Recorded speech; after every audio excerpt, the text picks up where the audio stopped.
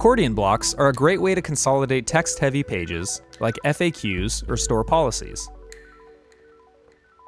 To add an accordion block, edit a page on your site, and then select Add Block, and then choose Accordion Block.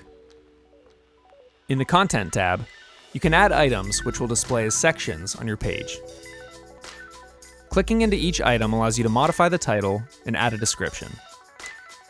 These descriptions will display as a text dropdown after your visitors click the corresponding item title. You can rearrange your items in the Content tab by dragging and dropping them.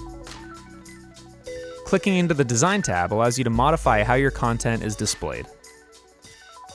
For example, you can change the alignment and format of the text, modify the icons and dividers,